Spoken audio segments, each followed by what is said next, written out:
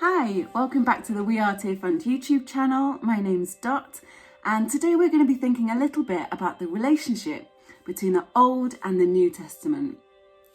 Now, you might have delved into the Old and New Testament and just gone, what? This feels so different. This feels like there's this kind of God here, and then it's totally different over here. I mean, what just happened? And I want to first off encourage you that, you know what, it doesn't matter if you've been a Christian for one day or 71 years, you will always have questions about the Bible. Why? Because the Bible's the story of God. And God is mighty, and God is awesome, and God is beyond what we can understand.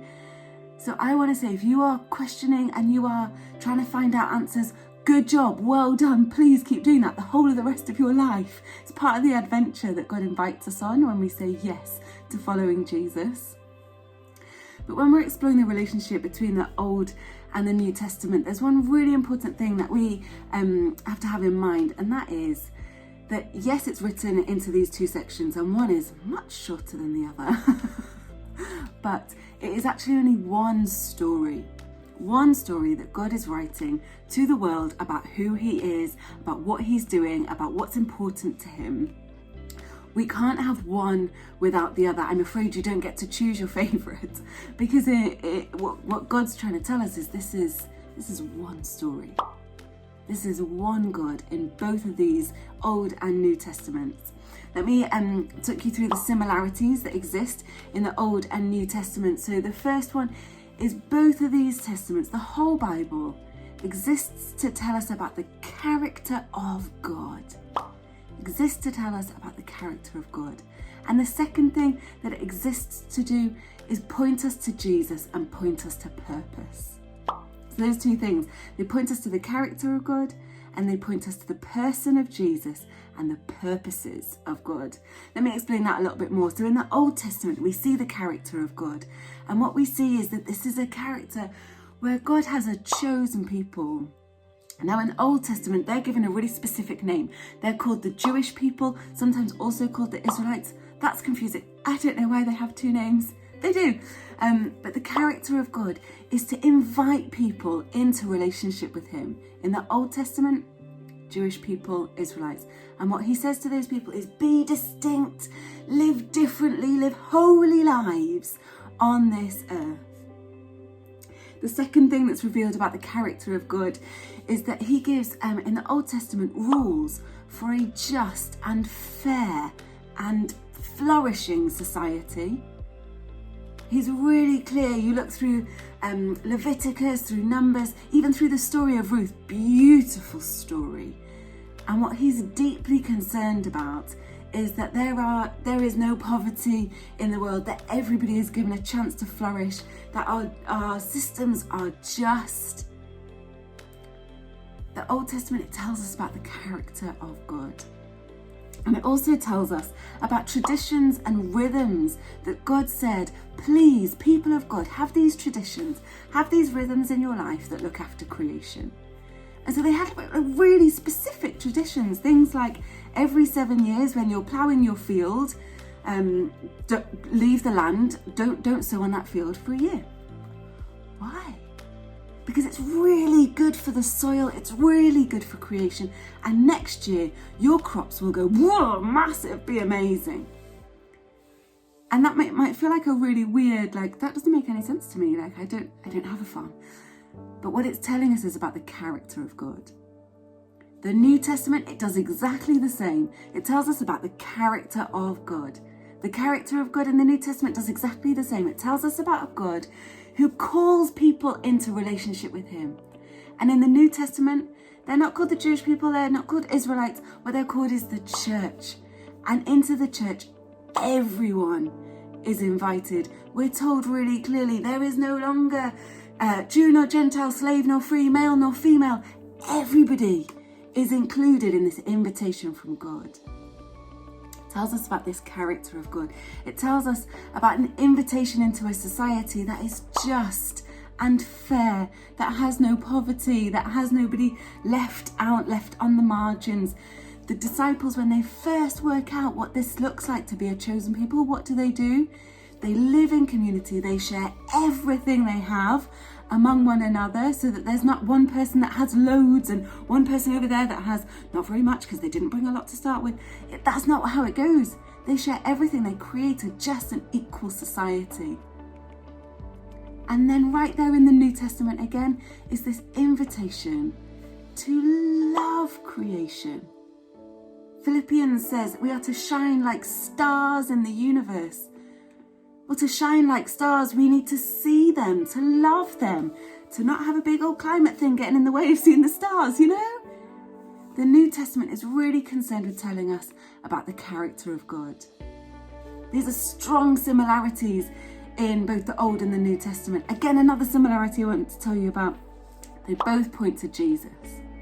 So in the Old Testament, you have prophecies. What are prophecies? They are like people who come and God's told them what's going to happen in the future. And they come in Isaiah and Micah and Psalms.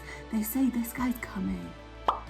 He's coming, and he is sent from God to rescue people out of the shame that they have lived in for years and years and years, and to bring new life, to bring rescue out of our current situation.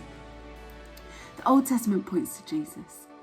And the New Testament, God proves his ability to keep his promises time and time again. Because the New Testament, Jesus comes and all those promises, they are fulfilled. He proves them right. Jesus comes, he lives a perfect life. He dies on the cross, rises again, another promise kept, and has an invitation for us. And his invitation is join in with this story that God is writing. The story hasn't ended. The story is carrying on, not the Bible. The Bible's, is finished. But the story that God's writing in the world, he now writes that through me and you, through the lives that we are leading, through the global, beautiful, connected church, living for the glory of our God. There's a theologian who, theologians are like really super clever people who study the Bible and are very, very wise. And there was a guy called Augustine way ages ago, and he said this. Let me read it because I don't want to get it wrong. The New Testament lies concealed in the Old. The Old Testament lies revealed in the New. We cannot have one without the other, because as I said at the start, this is one beautiful story of the character of God, the person of Jesus, and the purposes that God has for his people. Now you might read the Bible and you might go, but what about, the Old Testament just seems like really properly angry, and the Old Testament seems super loving, and how do you, what? It seems really different. I would really encourage you that when you read your Bible, to read really carefully and go, actually, you know what? The same God who was really angry in the Old Testament at Babel when people are trying to make themselves God, and he's super angry, he's raging against the people, is the same God who in the New Testament rages. He turns over the tables in the temple and says, do not turn the house of God into a den of robbers. Do not try and make yourselves into little gods that exploit people. He's the same God who is angry at injustice, who is angry when people are trying to cling on to power for themselves. But likewise, the same God who is so loving in the New Testament, who goes to a woman at the well who is cast out of society and tells her the secrets of living water and gives her dignity and hope and love, is the same God who goes to Abraham after Abraham has totally made a botched job of obeying the Lord. Like, he has just gone his own way and done his own thing and tried to solve a problem in his own way. Error! But God's loving response to him is one of forgiveness and to say, Abraham, that wasn't the way. This is the way. And he gifts Abraham a son, the thing that Abraham wanted most in the world. The Old Testament tells us one story of one amazing, powerful, mighty, loving God. And I'd really encourage you that if you want to start reading the Bible and start looking at the Old and the New Testament, My best encouragement to you is find a youth Bible reading plan that has some commentary, some suggestions of what that passage means that goes along with it. It's what I used when I first became a Christian, and I started in Mark, and I'd read what other people thought, and they'd ask questions, and I'd write some questions down in a notebook. Start there. It's a really good place. Guys, I really hope that this has been helpful for starting to think about the relationship between the Old and the New Testament. If you've got more questions, feel free to pop them in the comments. If this video has been helpful, give us a like, and please don't forget, subscribe to our channel for more videos like this. But guys, have a great day.